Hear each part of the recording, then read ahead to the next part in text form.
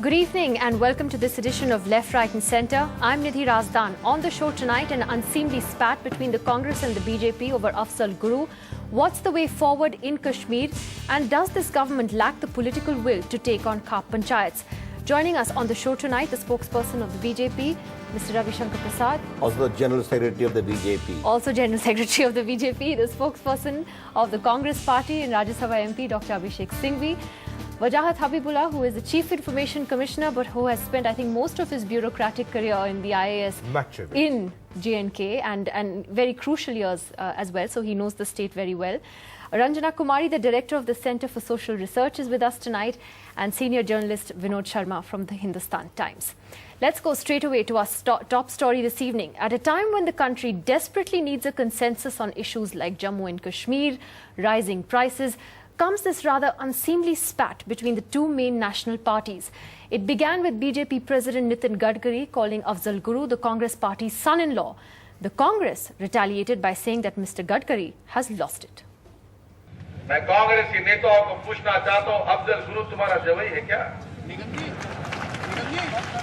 तुम्हारे लड़के दिए क्या उसको? क्यों कृपा हो रही उसके ऊपर? कांग्रेस एक बुजदिलों की पार्टी है। ये देश के आतंकवादियों से लड़ नहीं सकती और आतंकवाद को समाप्त नहीं कर सकती। ये आतंकवादियों के सामने घुटने टेकने वाली पार्टी है। ये हिंदुस्तान की सुरक्षा कभी नहीं कर सकती। ये बात आप सबकी याद रखिए। Obscenity, obnoxiousness,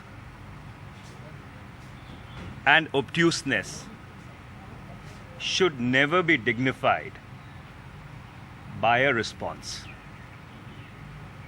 It's very obvious that the esteemed president of the Bharatiya Janata Party has lost it completely.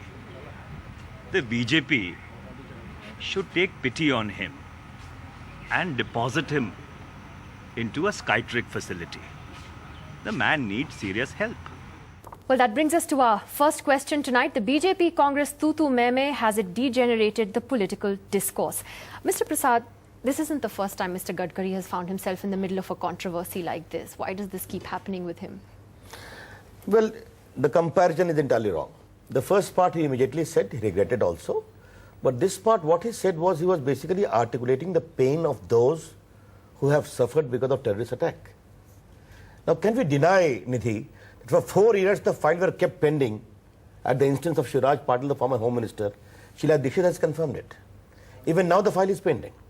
So many people lost their life, and today your channel, and I congratulate you, is playing the observations of Afzal Guru, where he said their aim was to kill the entire Indian political leadership.